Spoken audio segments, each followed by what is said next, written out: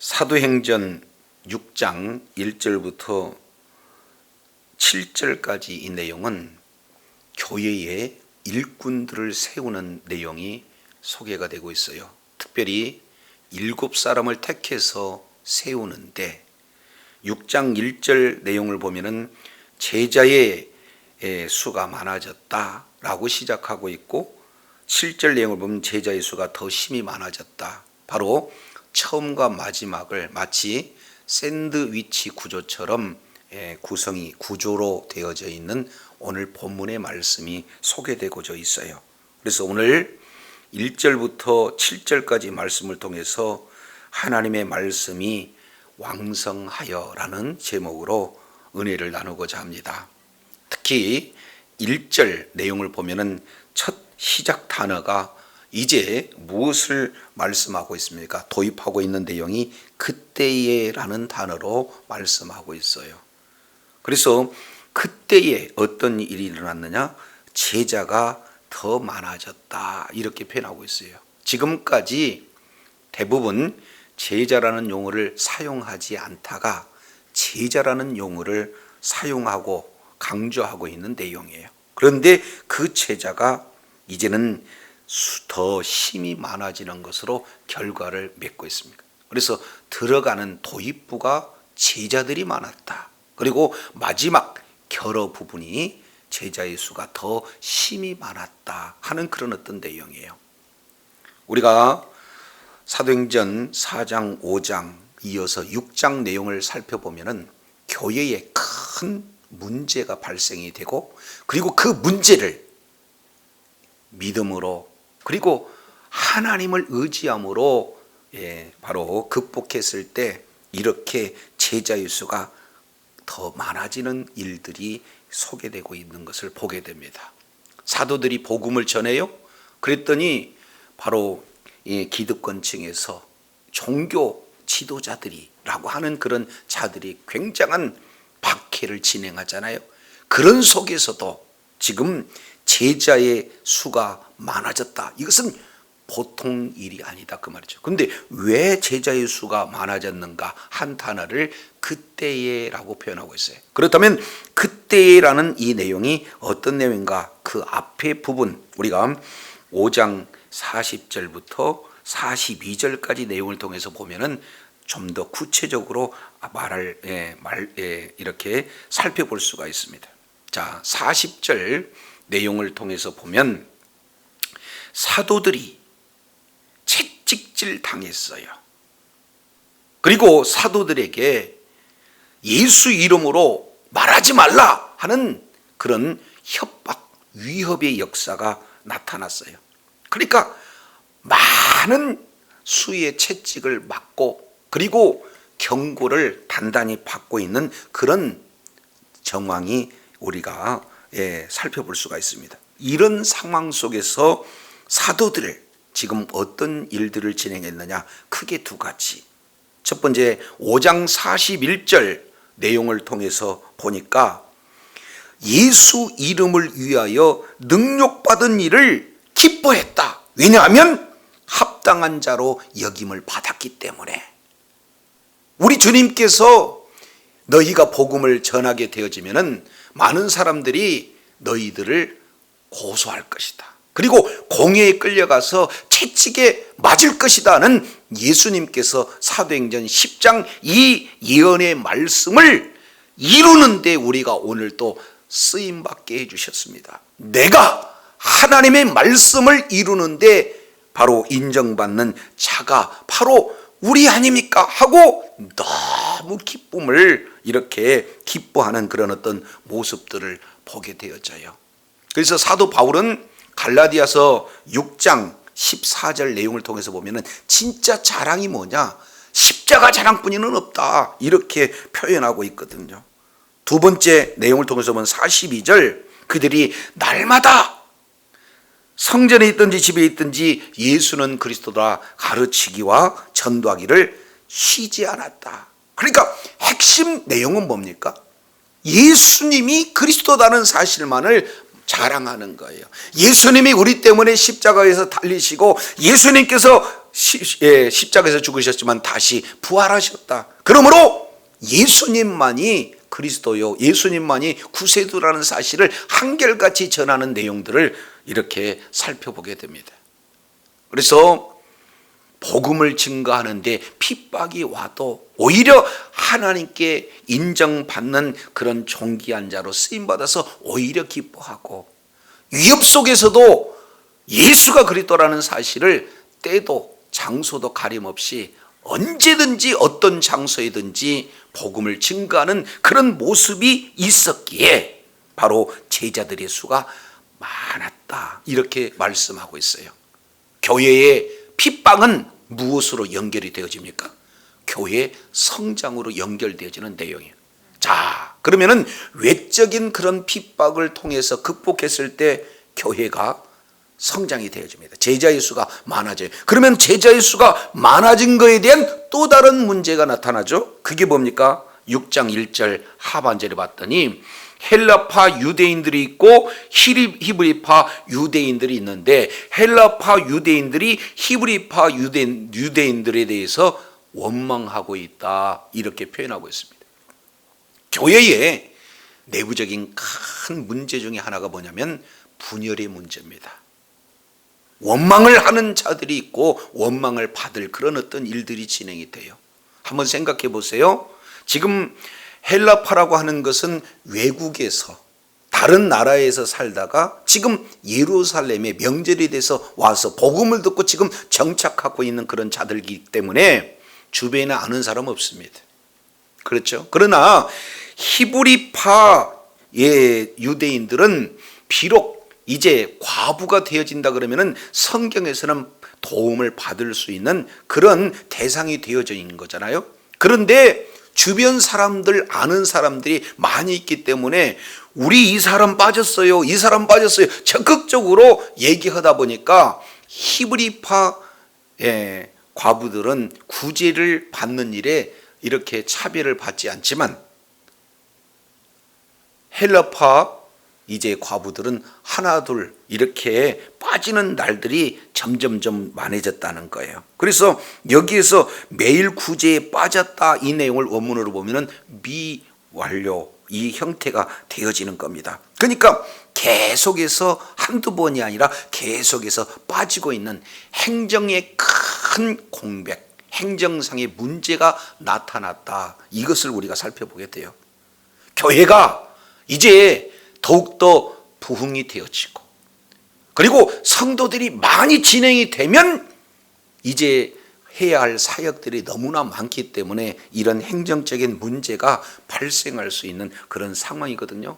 그래서 이 내용을 가지고 원망이 나타나고 결국에 분열이라는 교회에 가장 이제 힘든 그런 일들이 발생을 될 수밖에 없는데, 지금 6장 1절 내용을 보면은 이 교회가 부흥이 되면서 문제가 발생되었다, 이 내용을 우리가 살펴보게 됩니다. 자, 이랬을 때 이 문제를 어떻게 해결할 것인가 하는 내용이 2절부터 지금 3절 이 내용에 이게 설명이 되어지고 있습니다. 6장 2절 내용을 보니까 12사도가 모든 제자를 불렀습니다. 이제 불러서 하는 내용이 이르되 우리가 하나님의 말씀을 제쳐놓고 접대를 일삼는 것이 뭐하다? 마땅치 아니하다. 그러면은 이 큰 문제를 다른 사람에게 넘겼습니까? 내용을 봤더니 이 문제는 잘못이 바로 우리입니까? 라고 지금 말하고 있습니까? 가장 문제 해결은요, 자기 잘못을 인정하는 게, 누가? 리더자가. 그래서 리더자가 이 문제는 우리가 잘못했습니다 하고 이제 인정하는 것부터 문제 해결의 시작이거든요. 그리고 두 번째, 그 문제의 정확한 원인이 무엇인가, 그리고 해결해야 할 그런 어떤 내용이 무엇인가, 이 부분들이 이제 이어서 진행이 되어야 되는데, 지금 12사도들은 가장 먼저 자기의 잘못을 인정하고, 그리고 정확한 진단을 했는데 그게 뭐냐? 우리가 말씀을 제쳐놓고 공개하는 것을 마땅치 않다. 이렇게 지금 표현하고 있습니다. 자, 사도들은요, 계속해서 말씀 전하고 또 섬기고 말씀 전하고 섬기고, 그런데 많은 무리들이 이렇게 몰려오기 시작하니까 결국에는 말씀을 전하는 것이 조금 뭡니까?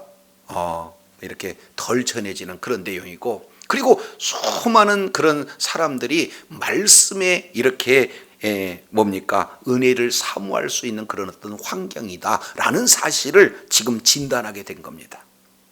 하나님의 말씀이 풍성하게 거하고 말씀의 능력이 나타나고 말씀에 따른 표적이 나타나고 그 말씀의 은혜를 받게 되어지면 부족하고 힘들어도 모든 사람들은 원망하고 불평하지 않는 것들을 우리가 살펴봅니다. 자, 우리가 4장 32절 내용을 통해서 보니까 믿는 무리가 하나님 한 마음과 한 뜻이 되어 모든 물건을 서로 통용했다. 왜 그랬습니까? 33절에 보니까 큰 권능으로 주 예수 부활을 증거했더니 무리가 큰 은혜를 받았다. 이 말씀을 하고 있어요.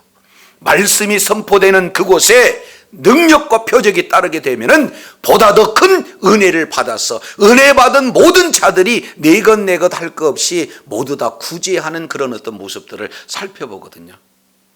그래서 무엇보다도요, 교회는 말씀이 능력 있게 권세 있게 증거가 되어지고, 그리고 그 말씀에 전 성도님들이 은혜를 받게 되어지면은 실제 어렵고 힘든 좀 잘못되어지는 그런 내용이다 할지라도 은혜롭게 잘 받을 수 있는 그런 내용이에요.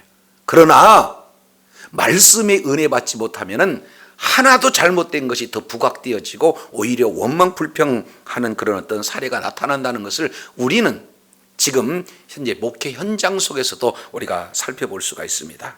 그래서 지금 헬라파 유대인들이 히브리파 유대인들을 향해서 원망하고 있는 근본적인 그 원인은 뭐냐?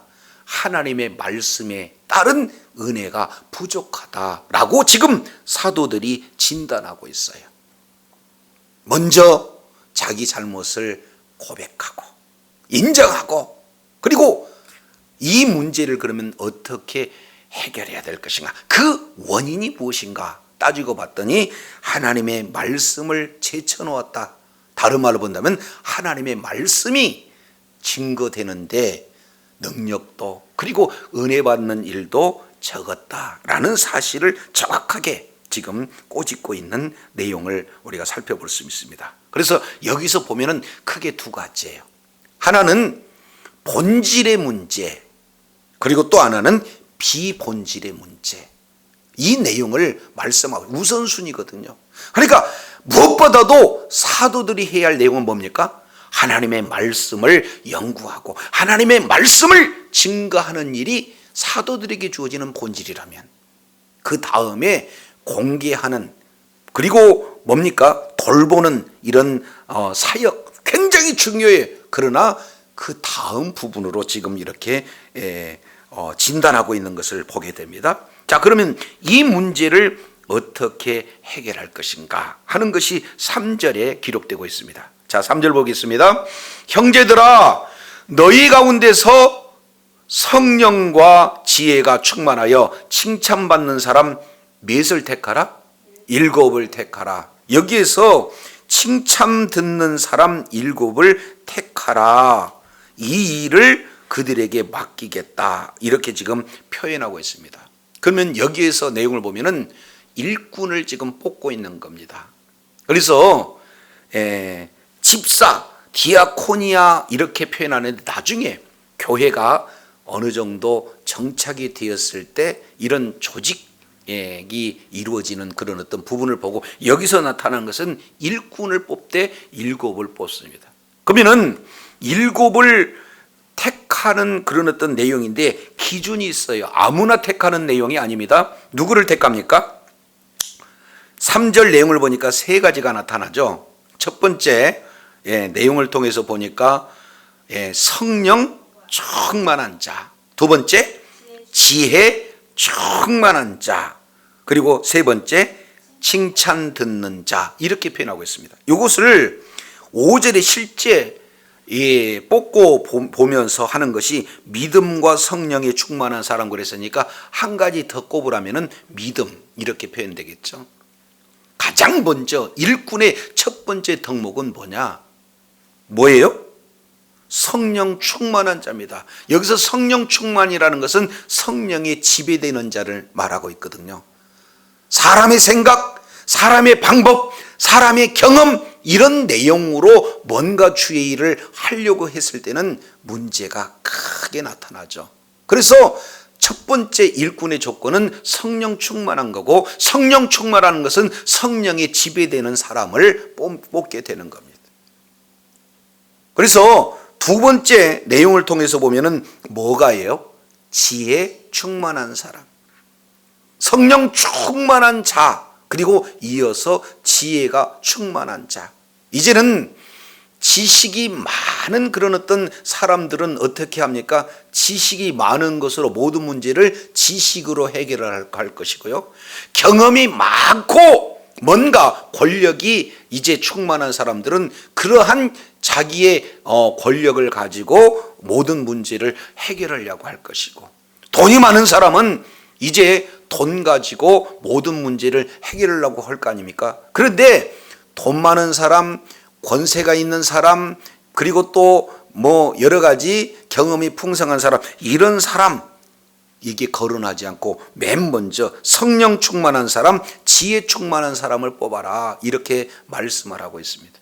근데 여기서 한 가지 더 중요하게 생각할 내용은 세 번째 내용이 뭐예요? 칭찬 듣는 사람이에요. 모든 사람들에게 계속해서 칭찬을 들어왔다는 것은 인정받는 거거든요.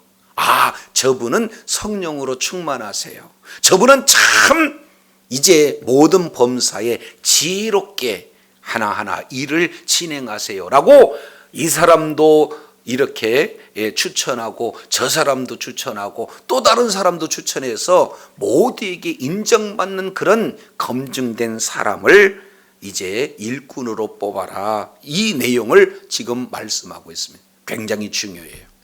사실은 이런 기준을 적용하지 않고 이제 돈이 많고 또 뭔가 사회적으로 아주 성공하는 사람, 이런 어떤 내용을 통해서 보면은 나중에 거의 다 하나님께서 원하시는 그런 교회가 이렇게 세워지는 것이 아니라 지극히 인본주의적 교회가 세워지는 쪽으로 이렇게 나가는 것을 살펴볼 수 있거든요.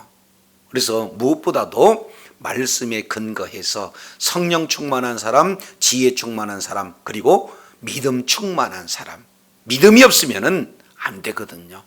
그래서 이렇게 성령 충만, 지혜 충만, 믿음 충만, 이 내용이 바로 칭찬을 들어서 검증된 사람을 택해라, 이것이 1차 지금 주어지는 해결 방법이다.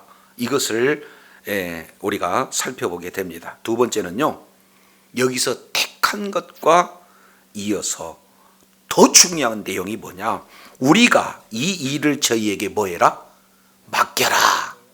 택하고 맡기는 이런 구체적인 진단과 그 진단의 원인에 따른 이제 해결 방법을 두 가지로 이렇게 제시하고 있어요. 택하고 맡기고. 자, 교회는요, 교회는 진짜 주인이 누구냐? 성도님들이거든요.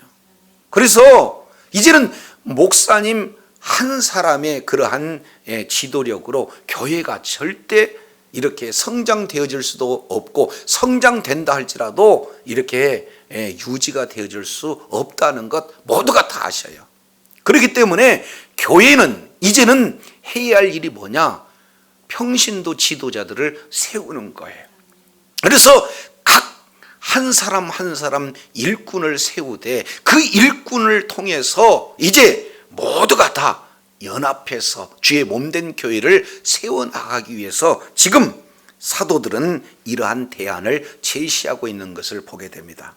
그런데 여기서 참 어려운 것은 택한 것은 쉬울 수 있으나 택한 연약한 그 자들에게 맡기는 것은 정말 쉽지 않거든요. 그래서 모든 이 일을 그들에게 맡겼다 해서 이 일은 뭡니까? 요 내용을 4절 내용을 통해서 보면 기도하는 것, 말씀 전하는 것, 이것이 바로 본질이 되어지는데, 기도하는 것, 말씀 전하는 것, 이것을 제외한 모든 일들을 뭐 하는 겁니까? 그들에게 다 맡기는 거죠. 1차적으로는 바로 구제하는 일, 이 내용도 포함되는 겁니다. 접대하는 일도 포함되는 거예요. 그리고 접대한 일뿐만 아니라 범사의 모든 일들에 합당한 일꾼들을 세워서 그 일꾼으로 하여금 이 있는 그곳에서 충성할 때 이제 교회는 더 확장되어지고 더 이제 부흥된다 하는 일이 있다 할지라도 점점 교회가 안정되어지고 견고하게 세워지게 될 줄로 믿습니다. 그래서요, 우리 한마음 공동체에 주어지는 내용이 뭡니까? 사람을 불러 사람을 세워 사람을 남기는, 그러니까 진짜 이제 일꾼 중심으로, 이제 평신도 중심으로 이 교회가 이루어졌을 때 가장 이제 성경적인 그런 교회가 되어진다라는 사실을 이렇게 우리가 찾아볼 수 있게 되는 겁니다. 그러면은 이 모든 일을 다 맡겨놓고 그러면은 지도자는 어떤 일들을 해야 되는가? 4절 내용을 통해서 보니까 어떤 일입니까? 기도하는 것과 말씀 전하는 것을 뭐하리라? 전무하리라. 아예 그냥 오로지 기도하는 것과 말씀 사역에 힘쓰라, 이렇게 지금 말씀하고 있어요. 자, 한번 이 내용을 우리가 염두해서 기억하기 쉽게 한번 이렇게 따라 해보겠습니다. 육군사관학교를 우리는 약해서 뭐라고 그래요? 육사. 그러니까 육사 대학에서 가장 강군을 이렇게 배출한다라고 전제해 볼 때에 육사 훈련 굉장히 중요하잖아요. 그래서 6장 4절 육사, 이 내용을 통해서 크게 원문 내용으로 보면은 3가지고 한글로 보면은 2가지 내용이에요. 첫 번째, 기도하는 것, 이게 본질이라는 겁니다. 우리는 주님과의 관계 속에서 늘 주님과 뭐예요? 만나고 주님과 그 말씀을 받고 그 말씀을 따라서 주님 앞에 기도하고, 이제 주님과의 그 관계가 무엇으로 드러나는 겁니까? 가장 중요한 내용이 뭐냐면 기도하는 일이에요. 늘 이 일은 내가 할 수가 없어요. 주님 앞에 모든 범사에 바로 기도하는 내용으로 하는 것 굉장히 중요하다, 그 말이죠. 그러면 그 기도는 무엇에 근거해야 되느냐? 말씀에 근거해서 하나님 앞에 기도하는 거예요. 그래서 기도와 말씀, 이 내용은 바로 이 지도자에게 큰 2가지의 기둥이 되어지는 겁니다. 자, 그런데 그 뒤에 뭐라고 표현하냐면은 말씀 사역 그랬잖아요. 근데 원문으로 보면은 말씀 사역인데 이 사역을 디아코니아, 디아코니아 이렇게 표현하고 있습니다. 그러면은 이 앞에 6장 1절 보니까 구제라는 단어도 디아코니아고 말씀 사역에서 사역도 디아코니아예요. 그러니까 목사님이 말씀 사역하는 것도 하나의 섬김, 이 내용이 되겠고, 그리고 교회에서 이루어지는 구제, 이 내용도 디아코니아 같은 범주에 이렇게 표현이 되고져 있어요. 그러니까 말씀도 중요해요. 그러나 그 말씀을 실제 삶 속에 적용해서 섬기는 일 또한 말씀만큼 중요하다라는 그런 내용들을 우리가 살펴봐요. 그래서 말씀 전하는 것이 최고고, 그리고 이렇게 섬기는 그런 일들은 조금 이렇게 빠졌다, 이렇게 생각하면 안 된다, 그 말이에요. 그만큼 뭡니까? 구제하는 일, 그리고 말씀을 전하는 일, 이 내용이 굉장히 중요하다라는 것을 우리가 말씀하고 있어요. 말씀을 통해서 살펴볼 수가 있습니다. 그래서 3가지, 첫 번째 기도, 그리고 또 하나는 말씀, 또 하나는 섬김, 다른 말로 봉사, 이 내용이 본질이다. 원어적 내용을 통해서 보면 이렇게 말씀을 하고 있어요. 그래서 이제 지도자가 찾아갈 본질이 있고, 그리고 이제 일꾼들이 찾아서 가야 할 본질이 있는데, 일꾼과 지도자가 각각 자기 위치에서 어떤 일로 섬길 것인가, 이런 어떤 내용에 따라서 교회가 이렇게 든든히 세워져 나가는 그런 교회가 되어진다라는 사실을 우리가 살펴볼 수가 있습니다. 자, 이 내용은 그 근거가 있어요. 이 내용을 우리가 살펴보면은 출애굽기 18장 이 내용을 통해서 보면은 이 문제에 대해서 직접적으로 정보를 제공했던 자가 누구냐면은 바로 이드로라는 자죠. 자, 이드로가 모세의 장인이지 않습니까? 그런데 이제 모세에게 찾아와서 가만히 봤더니 모세 혼자 모든 일들을 다 이렇게 진행하느라고 너무 힘들어요. 그래서 출애굽기 18장 13절 보니까 모세가 백성을 재판하려고 하루 종일 아침부터 저녁까지 이제 모든 백성들이 모세 곁에 섰어요. 이 사실을 모세 장인이 보고 왜 그렇게 일을 하느냐 하면서 이제 네 일이 너무 중하다. 그러니 내가 한 가지 제안을 진행하겠다 하면서 이렇게 표현합니다. 자, 18장 20절 크게 두 가지 내용입니다. 첫 번째 내용은 이 그들에게 율법과 율례와 법도를 가르쳐라. 이게 기준이에요. 하나님의 말씀을 잘 일꾼들에게 가르쳐라. 그래서 마땅히 그 길과 그 행위를 그들에게 알아라 그런 게. 그러니까 말씀이 모든 것의 기준이 되고 그 말씀을 잘 가르쳐 놓으면 그 말씀에 근거해서 말씀의 기초에서 어떻게 해야 할 일인가, 어떤 길로 가야 될 것인가 정확하게 규정을 이렇게 하게 되어지면 그 자들과 함께 동역할 수가 있지 않겠느냐. 그래서 이제 조직 개편의 전략 이 내용을 21절 내용을 통해서 살펴봤더니 크게 세 가지 내용을 통해서 이렇게 말씀하고 있습니다. 그래서 일꾼의 세 가지 내용을 통해서 보니까 18장 21절 내용을 보니까 너는 온 백성 가운데서 능력 있는 사람들을 뽑아라.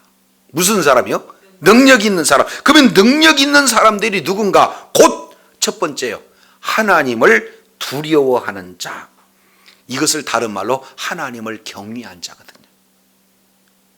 하나님을 경외하지 않으면 무슨 일을 맡겨도 이게 굉장히 문제가 심각한 거예요. 그래서 가장 먼저 이렇게 염두해야 할 내용은 하나님을 두려워하는 자를 뽑아라.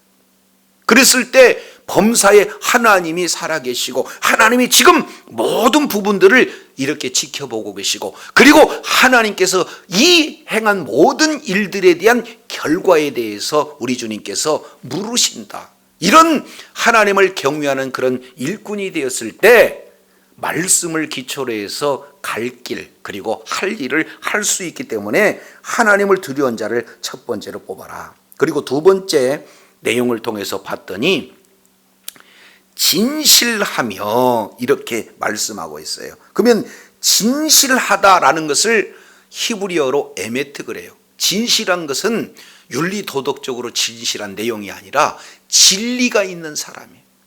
하나님을 두려워하지만 진리가 없으면 안 되거든요. 그래서 진리가 기준이 되고 진리의 인도함을 받아야 되기 때문에 이제 진실한 사람을 뽑아라. 그리고 세 번째, 불의한 이익을 미워하는 자를 살펴라. 이렇게 표현하고 있습니다.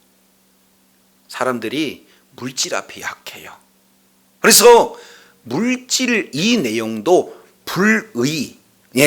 불의한 이익을 취하는 그런 자는 안 된다. 물질을 무조건 이렇게 배제하는 내용이 아니거든요. 그래서 하나님을 경외하고 그리고 늘 진실의 말씀을 기초로 한, 그리고 불의한 재물을 취하지 않는 그런 자들을 세워서 천부장, 백부장, 50부장, 10부장을 이렇게 세워라. 그래서 하는 일 가운데 큰 일은 그리고 어려운 일은 두 가지입니다. 큰 일과 어려운 일은 모세에게 맡기고, 그리고 작은 일, 쉬운 이 일들은 스스로 말씀을 근거해서 이렇게 일을 진행하라 해서 이제는 오합지졸의 그런 어떤 모습에서 아주 하나님의 군대로 견고한 그런 내용들이 소개되고 있습니다.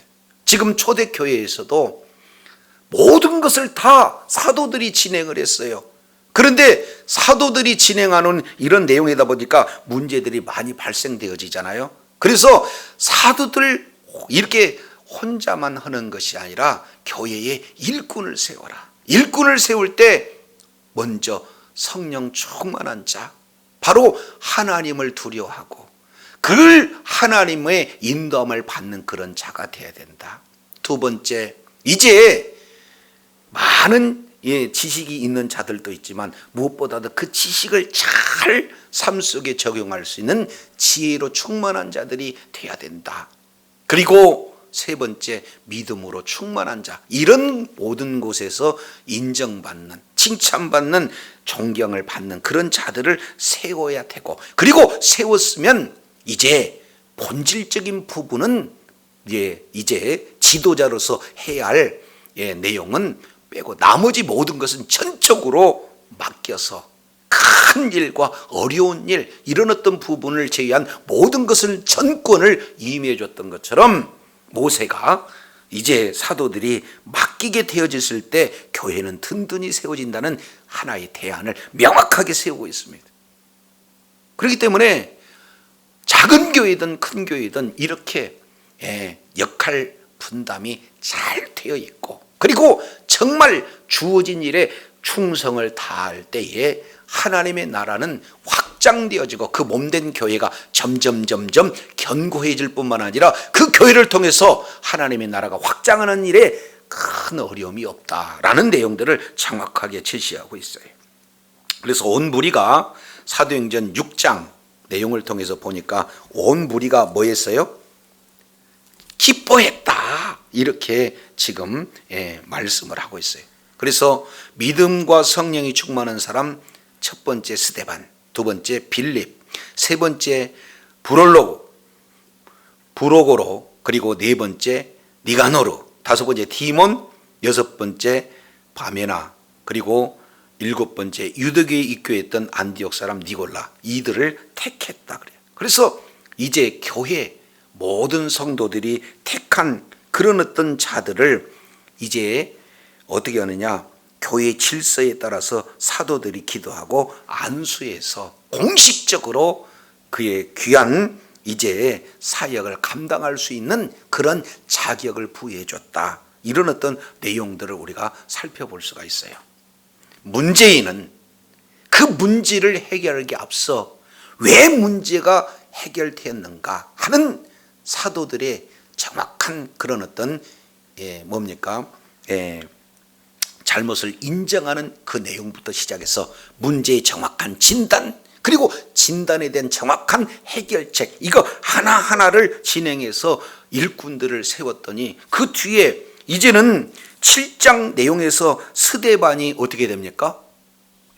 세워서 엄청난 이사와 표적들을 드러내고 하나님의 말씀을 아주 능력 있게 전한 그런 사람이 되었습니다. 8장 내용을 통해서 보니까 두 번째 빌립 집사가 이제 얼마나 많은 사람들에게 이제 말씀을 증거했는가, 이런 어떤 내용들을 우리가 살펴봐요. 그래서 여기서 구제하는 일만 하는 것이 아니라 그 뒤에 보니까 구제라는 얘기는 없고 하나님의 말씀을 능력 있게 전했다, 이렇게 봅니다. 그래서 이제는 일꾼들이 세워졌을 때 이제 도처에서 말씀이 능력 있게 그 표적과 기적들이 드러나는 그런 권세 있게 이렇게 확장돼서 많은 이들이 말씀의 은혜 받으니 교회가 든든히 세워지는 그런 내용들을 우리가 살펴보게 되어지죠. 자, 그 중에 이제 최종적인 결과를 6장 7절에 말씀을 하고 있습니다. 6장 7절 우리 한번 다 같이 읽겠습니다. 시작. 하나님의 말씀이 점점 왕성하여 예루살렘에 있는 제자의 수가 더 심히 많아지고 허다한 제사장의 무리도 이 도에 복종하니라. 아멘. 여기서 크게 세 가지. 이제는 사도들이 본질을 회복하고 본질을 회복한 이후에 교회가 어떻게 이렇게 성장되었는가 하는 세 가지의 내용들을 지금 보여주고 있습니다. 첫 번째 내용은요, 말씀 회복이 있어요. 무엇보다도 하나님의 말씀이 점점 뭐 했습니까? 왕성했다 하는 말씀 회복의 역사가 나타난 거예요. 다른 말로 본다면 교회 성장의 가장 핵심적인 첫 번째 내용이 뭐냐? 말씀 회복의 역사가 있어야 될 줄로 믿습니다. 말씀이 증거되면 그 말씀에 따른 능력, 표적들이 나타나서 큰 표적이 나타나니 큰 은혜를 받아 이제 온 교회가 합심하여 니것 내것 가릴 것 없이 많은 자들을 구제하고 섬기는 그런 일들을 이미 초대교회, 예루살렘 교회는 경험을 했거든요. 그래서 교회에 무엇보다도 말씀이, 생명의 말씀이 증거돼야 되고 그 생명의 말씀에 따른 바로 증거가 때로는 기사와 표적으로 드러나 많은 자들이 말씀에 은혜 받을 때 더욱더 헌신하고 충성하고 하나님께 더욱더 영광 돌리는 복된 역사가 있게 된 줄로 믿습니다. 두 번째요, 예루살렘에 뭐가 많았다? 제자의 수가 많았다. 예, 이 내용을 통해서 보면은 이제 제자가 많았다라는 내용은 제자가 훈련되어졌다는 거예요. 일꾼들이 훈련되어졌다는 거예요. 이 훈련된 일꾼이 각자 주어지는 그 사역지에서 충성을 다할 때에 모두가 다 연합해서 이제 교회가 굳건히 세워지는 놀라운 역사가 일어난다는 사실을 정확하게 지금 보여주고 있어요. 그래서 이제 진짜 말씀이 풍성한 교회, 말씀이 흥왕한 교회, 이 내용이 무엇으로 연결되어야 됩니까?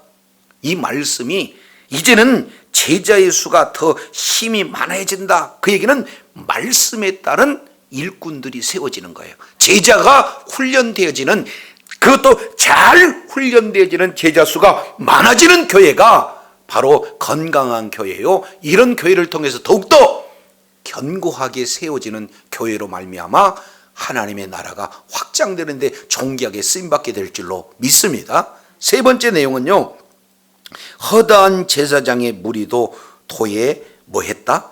복종했다. 이 내용이에요. 교회의 본질 내용 중에 하나가 뭡니까? 전도예요. 지금 제사장들, 이들은요 이제는 구약의 제사고 신약에서는 뭡니까? 예배잖아요. 지금까지는 형식적인 그런 어떤 제사를 통해서 종교적인 그런 면모를 드러냈지만 그 속에서는 생명이 없어요. 복음이 없어요. 그러다 보니까 정확하게 말씀을 통해서 훈련된 일꾼들을 통해서 말씀이 능력 있게 권세 있게 증거가 되어지니까 지금 제사장들조차도 어떻게 돼요? 그것을 포기하고 이제는 제사가 예배로 바꿔지는 이런 정확한 말씀에 근거한 그런 어떤 내용을 통해서 이제는 유대교에서 기독교로 개종하는 역사가 나타나요. 그리고 이 말씀에 복종하는 내용이죠. 그래서 교회의 본질은 뭡니까? 선교와 전도에 있어요. 그래서 교회가 전도하지 않으면은 뭐합니까? 교회가 아니죠. 선교하지 않으면 교회가 아니다 그 말이에요. 그래서 세 번째 내용은 허다한 제사장의 무리가 이 도에 복종한다 하는 세 번째 원리 내용은요, 바로 천국 확장이라는 그런 큰 하나의 그 사역을 이렇게 봐야져요. 한번 따라하겠습니다. 말씀 회복, 그리고 제자 양육, 그리고 천국 확장, 이 세 가지 내용이 지금까지 외적으로 드러나는 핍박, 이 내용을 이제 하나님 앞에 이 문제를 맡기고 하나님 앞에 기도하면서 담대히 하나님의 말씀을 전하게 하여 주시옵소서 했을 때 하나님께서 그 기도의 응답으로 이제 환경이 어렵고 힘들고 핍박이 오고 죽임의 환경에 놓였다 할지라도 사도들이 담대하게 하나님의 말씀을 증거할 때에 채찍이 나온다 할지라도 하나님께 인정받는 자입니다. 그리고 이제는 성전에 있든지 집에 있든지 날마다 예수가 그리스도라고 가르치기와 전도하는 것을 쉬지 않는 결과로 어마어마한 제자의 수가 늘어났어요. 그런데 이런 제자 수가 늘어났는데 그 내부에 큰 여러 가지 문제들이 도출됐지만 이렇게 말씀을 이제 통해서 말씀이 회복이 되어지고 제자가 훈련이 되어지고 그리고 교회 본연에 맞는 선교 전도에 따른 천국 확장이 정확하게 비전이 되어지고 목적이 되어지니까 이제 아름답게 든든히 세워져가는 교회가 되어진다는 것을 우리가 살펴보게 됩니다. 오늘 본문의 내용을 통해서 이렇게 이제 끊임없이 말씀이 증거되어지고 그리고 그 속에서 제자들이 훈련이 되어져서 이제는 이를테면 지도자의 역량에 따라서 진행이 되는 그런 내용이 아니라 많은 이제 하나님을 이제 두려워하는 그리고 준비된 일꾼들이 세워줌으로 말미암아 더 견고히 세워지고 그 속에서도 이제는 많은 영혼들에게 복음을 증거하고 허다한 무리가 주의 품으로 돌아오는 그래서 교회가 더 확장되고 더 확장되지는 이 내용을 통해서 하나님의 나라가 확장되지는 그런 어떤 내용 이 부분들이 오늘 문제가 발생됐지만 그 문제를 어떻게 진단하고 그 문제에게 어떻게 이제 해결책을 제시하는가 이런 세 가지 큰 의미 내용을 통해서 살펴봤어요. 저도 여러분도 이제 한마음교회 모든 공동체가 담임 목사님을 중심으로 해서 하나 된 것은 무척 중요해요. 그러나 모든 일이 담임 목사로 진행이 되어진다 건강하지 않습니다. 이제 한 사람 한 사람 일꾼들이 세워서 그 일꾼들을 중심으로 해서 맡겨진 사역에 우리가 충성을 다했을 때 하나님께서 이 교회를 통해서 전도하고 이 교회를 통해서 선교해서 많은 영혼들이 우리 주님께서 보내주신다 할지라도 여기서 말씀이 이제 회복이 되어지고 제자들로 이 일꾼들로 세워지고 그리고 본래의 그런 전도하는 교회 선교하는 그런 교회가 진행이 되어진다 할지라도 우리 하나님께서는 이 우리 교회를 든든히 세워서 정말로 하나님 나라 확장하는 일에 끝까지 하나님께서 귀하게 쓰시는 교회가 될 줄로 믿습니다. 그 중에 저와 여러분이 바로 일꾼이 되어져야 되고 일꾼으로 훈련되어야 되고 일꾼의 사명을 감당해야 되는 거예요. 목사님은 또 세운 이런 각 사람 일꾼들에게 과감하게 이 뭡니까? 해야 할 그런 어떤 일들을 맡겨주는 그래서 목사님은 목사님대로 일꾼들은 일꾼대로 있는 그 자리에서 충성을 계속 진행하면서 이제 사람을 세우고 사람을 불러 사람을 세워 사람을 남기는 그래서 이 사람이 우리 하나님께 이제 영광 돌리는 그런 복된 자리에 있을 때 하나님께서 더 존귀하게 쓰시는 그런 믿음의 공동체가 되어야 될 줄로 믿습니다. 이런 귀한 사명 잘 감당하고 주님 앞에 존귀하게 쓰임받는 복된 자리에 있어야 될 줄로 믿습니다. 기도하겠습니다. 거룩하시고 자비로우신 하나님 감사합니다. 교회는 외적인 문제와 내적인 문제가 계속해서 끊임없이 발생이 되지만 이 문제를 극복하고 그리고 이 문제가 이제는 극복된 후에는 폭발적인 성장이 이루어지는데 또 성장한 것에 따른 또 다른 문제가 발생하지만 이 문제를 정확하게 원인이 무엇이고 해결 방안이 무엇인지 오늘 바로 사도들은 일꾼들을 이렇게 세우고 그 일꾼들의 과감하게 그 주권을 이렇게 맡김으로 말미암아 말씀이 회복되어지고 제자로서 일꾼들이 훈련을 받게 되어지고 교회 본연의 전도와 선교의 힘쓰므로 말미암아 아름다운 견고한 그런 교회가 되어진다는 사실을 다시 한번 일깨워 주셨사온즉 이제 귀한 사명을 우리가 잘 감당하고 더욱더 교회 중심으로 복음이 증거되어지고 그리고 하나님의 나라가 확장되어서 하나님의 마음을 흐뭇하게 드리고 하나님 앞에 끝까지 존귀하게 쓰임받는 복된 은혜 있게 하여 주시옵소서. 우리 구주 예수님 이름으로 기도드립니다. 아멘.